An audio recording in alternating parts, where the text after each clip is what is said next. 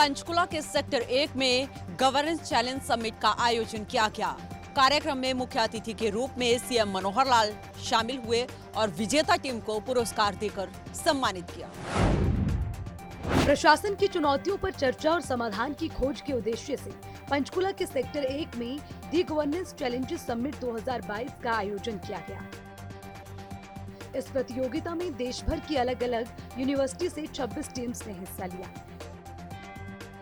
जिसमें से फाइनल मुकाबले में पहुंची 6 टीमों ने हरियाणा में हुए इस फाइनल मुकाबले में हिस्सा लिया और राज्यों में प्रशासन के सामने आ रही परेशानियों और उससे कैसे दूर किया जा सकता है, इस पर भी चर्चा की।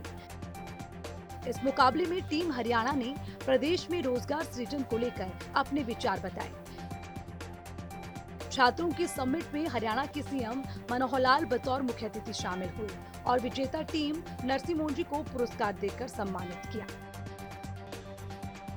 गवर्नेंस का जो विषय है ये हर प्रदेश के लिए, देश के लिए और दुनिया में अपने आप में एक चैलेंज है कि गवर्नेंस के अच्छे अच्छे मॉड्यूल ये ला करके और जनता को कैसे चीज़ों को सहूलत कैसे दी जाए, जितनी सर्विसेज हैं, जितनी स्कीम्स हैं, उनको कैसे नियरेस्ट पॉइंट के ऊपर उसकी उपलब्धि हो, कैसे डोर डिलीवरी हो, और ये विषय लगातार हम पिछले 8 वर्षों से कर रहे हैं।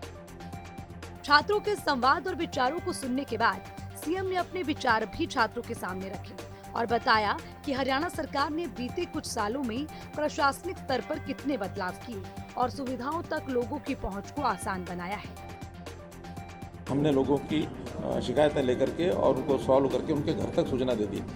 ट्रांसफ़र पॉलिसी हमने बनाई, वो भी एक गवर्नेंस का एक मॉडल था। ऑनलाइन ट्रांसफ़र पॉलिसी जो है, ट्रांसपेरेंट ट्रांसफ़र पॉलिसी, अध्यापकों को लगभग 90% से ज़्यादा लोग संतुष्ट होते हैं उससे।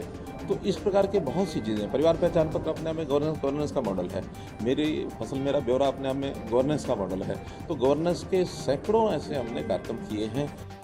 हरियाणा की प्रशासनिक व्यवस्थाओं में सुधार और बदलाव को आगे बढ़ाते हुए हरियाणा सरकार ने ज्यादातर सुविधाओं को डिजिटल कर दिया, जिसका फायदा आसानी से लोगों को मिल सके।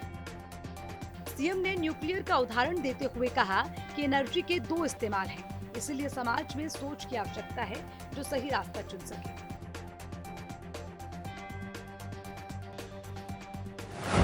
कार्यक्रम में छात्रों ने प्रशासनिक चुनौतियों के बारे में अपने विचार साझा किए। वहीं सीएम मनोहर लाल ने प्रदेश में हुए प्रशासनिक फेरबदल के बारे में भी जानकारी दी।